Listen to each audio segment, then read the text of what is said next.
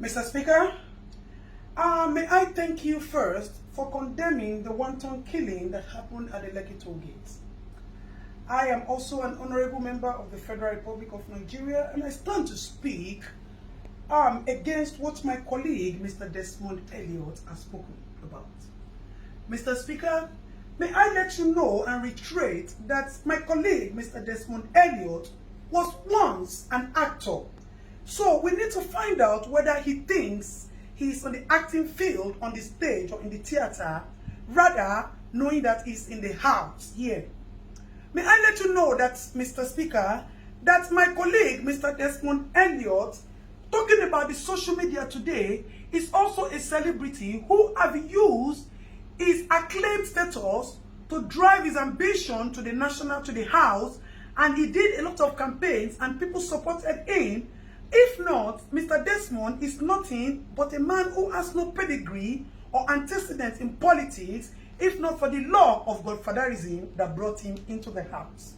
So for such people, it is expected that they betrayed your loyalty that has been vested in them and the trust to come to the house and defend the fellow youth. Mr. Speaker, I am also a youth, and I understand the cryings out there. My colleague is talking and talking and talking and showing all Superman power as if he just got a major role. Sir, this is reality and not acting that we are facing here. Mr. Speaker, my colleague spoke about celebrities and actors. May I let you know that these people or this social media that my colleague is talking about is the new judiciary system of the Federal Republic of Nigeria. This is where matters are being deliberated and attention is being gotten to our little problem, since the local government as an angle of the government is not functioning and has not been functioning. So an average Nigerian citizen do not have access to reach his leaders to express his problems and get immediate attention. Mr. Speaker, like my colleague said, in the next 5 years, if we continue to look at Nigeria, there will be no Nigeria today, because you politicians would have looted all the funds in the system, and the children will have nothing. And we will not wait until the next 5 years for us to speak out. That is why we are running the era of Sorosoke. We are no longer keeping quiet for you unscrupulous, men without integrity, unidentified, physically identified looters. May I put my words clearly, Mr. Speaker? Because our politicians have turned to broad daylight looters. They have turned to broad daylight robbers. They have turned to broad daylight liars who have no integrity, like my fellow colleague, Mr. Desmond Elliot.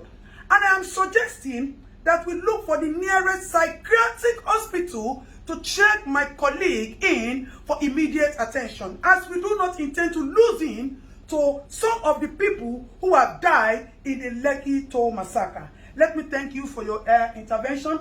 Mr. Speaker, may I also plead with you that the issue of the Oba of Lagos is so alarming and shameful to us as youth. Àwọn Yorùbá ní pé tí ọwọ́ ẹni ò bá ti tẹkù idà sà, a kì í bèrè ikú tó pa bàbá ẹni. The act of Oba of Lagos has shown that there needs to be proper investigation to his character and person and how he relates with people in his area. The office of the Oba is supposed to consult with the oracles and our ancestors when there are troubles in the land, so we can provide solution. Rather, the office of the Oba has turned into a storage of dollars and palliatives, and that needs to be questioned and properly investigated, sir. May I also plead with you, Mr. Speaker, that you should look into the bills that have been presented to you and be sure that you are defending and supporting the interests of the youth. Our politicians have turned into nothing but animals who worship nothing but money. May I also bring to your notice, Mr. Speaker, that there is a fellow member of the government as well who kept some palliatives in his house and decided to share it on his birthday. My people will say, Olori Buruku Nyewasa, with all due permission and respect, Ashiere Ole, it is nothing but an action of greed. Mr. Speaker, my fellow colleague is addressing we youths as common children. That's not then we're bad, then we're wrong. We the youth that we as is talking about are the people like us who say we die here or Nigeria gets better. Because we want a good Nigeria and a new Nigeria for our children. May I also let you know, Mr. Speaker, that our interrupted process at the Lekki Toll Gate is supposed to be a kitchen garden where we wanted to cook soup for our future generation to eat. We just put the firewood on the fire and the pot. We have not put the pepper, we have not put the beef, the seasoning, and the onions and the oil to taste so that we can build a new Nigeria for our children. And our children will be the ones to eat the soup. We are not greedy, Mr. Speaker. We are just a generation who does not take nonsense. And we are just a generation who want a new Nigeria.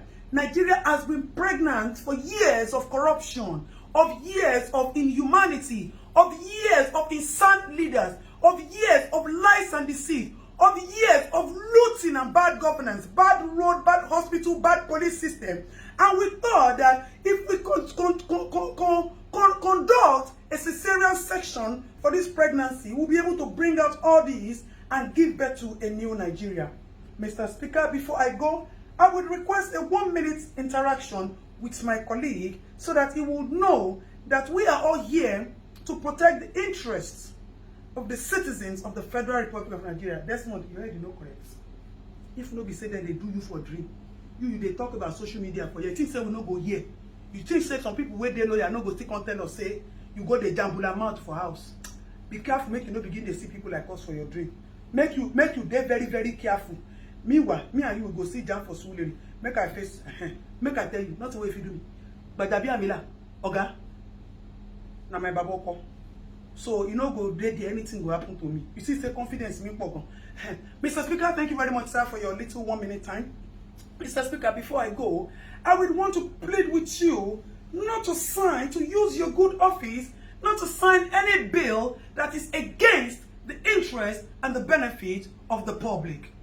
May I also let you know that we seek justice for the people who have been killed. Mr. Speaker, I know that your office still has some powers to do some things because as it is, our governor too looks like he's not okay. He is mentally disabled because today he will say A, tomorrow he will say B. And as my fellow colleague who is not here today said, Papa, he said they have removed the engine, they put B2 tomorrow, and they put DAF next tomorrow. So the engine of our federal governor is not properly okay and also needs to be checked so that we can know the truth of who ordered the massacre killing, why he ordered the massacre killing in Lekki, as there was no iota of crime recorded in the case of Lekki. Mr. Speaker, with all due loyalty and respect, I would appreciate if quick intervention is quickly given to our governor, Governor Sanwo-Olu, as that man is not okay. And we can advise him that he should step down since he has admitted that he committed the mistake and the blunder. Mr. Speaker, thank you very much for giving me the audience. We appreciate your office and we pray that you distinguish yourself from all of that, even though you also have your own past antecedents, which you have been forgiven because of the love of the little that you have been doing in the recent times to us. You have come to realize that government is for benefiting the people, and if you retire yourself, na Surulere they come. So if you not do well, you wait till your eyes see for Surulere afterward. Last you. Mr. Speaker, may I please appeal with you to help me tell my fellow colleague, Mr. Desmond Elliott, that all those wash hand basins he put in Lekki and he's using it for us to wash our hands due to COVID, he should come and pack it. If that is what he has done, that is making him to be jambula, talking jambula mouth, rough handing his mouth, he should come and take it because as it is, we are suspecting that there is no COVID. The government only used COVID to cash out on us. That is why they have not shared. Mr. Speaker, may I also plead with you that you should use your honorable office to help us bring to justice. I need to ask this question, Mr. Speaker. I put it forward to you, sir. Who is supposed to be prosecuted? The people who kept the palliative without sharing it to the rightful owners, or the people who looted the palliative warehouses and took food that are supposed to be your fundamental human rights, sir. You see, when we say that there's injustice in the land, that is why we will not stop at using the social media to push for all the attention, all the justice that we need to get. Mr. Speaker, thank you for the time out. May I further reiterate that Mr. Desmond Elliot, according to Davido, one of the youth, has said that all the memories, the fake memories of acting that you brought to us, we have forgotten about it and you have been jeopardized with this single act of yours. So if you would tell Mr. Desmond Elliot to please check himself into the nearest psychiatric hospital, it will be very good, sir. I remain your Honorable Adetong, who stands for nothing but justice for the common man, as I am a common man and a citizen of the Federal Republic of Nigeria. So help me God, sir.